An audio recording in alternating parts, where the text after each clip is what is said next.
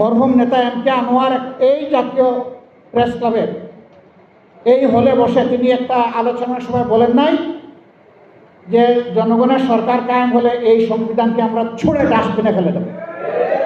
তিনি এইরকমই বলেছিলেন অঙ্গভঙ্গি করে।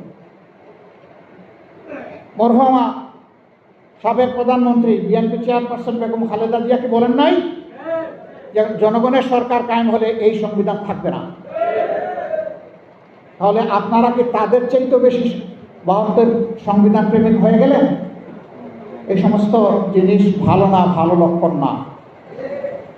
জনগণকে মেহরবানি করে ভুল বুঝবেন না, ভুল বোঝানোর চেষ্টা করবেন না।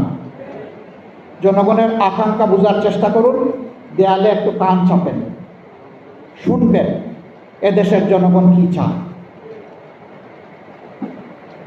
যদি এই সংস্কারকে মেনে না নেওয়া হয় তাহলে মিনিমাম 1400 শহীদ যারা হয়েছে তাদেরকে অপমান করা হবে, হাদিদেরকে অপমান করা হবে, আবরার ফাহাদকে অপমান করা হবে, ফেলানির ঝুলন্ত লাশের সাথে অপমান করা হবে।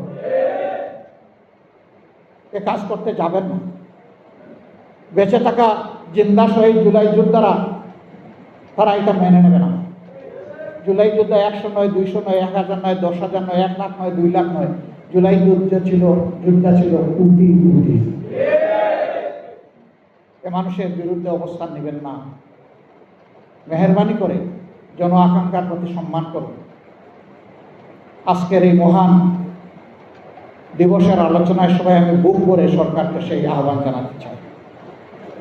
আর জাতীয় জীবনে যে কঠিন সময় এসেছে, খোলা মন নিয়ে উদারতা দেখিয়ে আমাদেরকে ডেপুটি স্পিকার দেওয়ার দরকার নাই।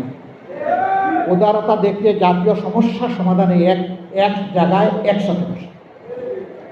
এটা সংসদের ভিতরে হবে না, কারণ সংসদের ভিতরে সকল দল প্রবেশ করে নাই। এদেশে যারা অন্যান্য দল আছে তাদের অবদান আছে এই দেশের জন্য, মুক্তিযুদ্ধে আছে, 24-এ আছে। এই তাদের সবাইকে নিয়ে বসে কথা শুনে ডিসিশন তো আপনারাই নেবেন।